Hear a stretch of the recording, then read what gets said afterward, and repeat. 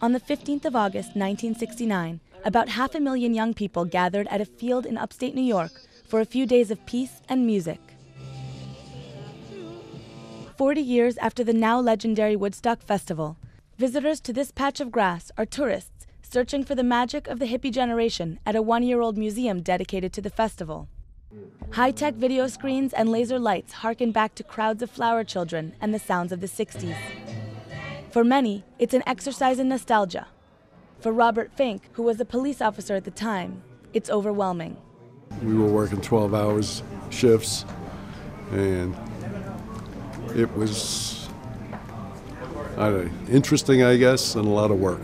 For 3 days, it was packed with people who would eventually think back on the memories for decades. So we stayed. We heard the music, but we couldn't see the stage. But we weren't resourceful enough to push our way in, unfortunately. Here at the museum, the story of Woodstock has been transformed into a multimedia experience.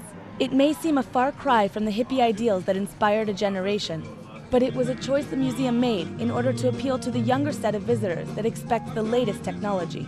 If we communicated entirely the way 1960s counterculture communicates, we'd reach that audience, but we would ignore an entire other audience.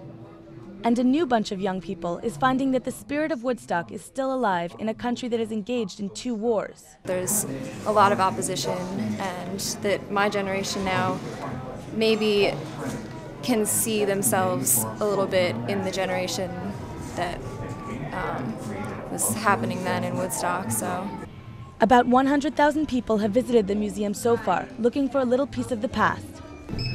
And of course, the gift shop seems like the best place to find one.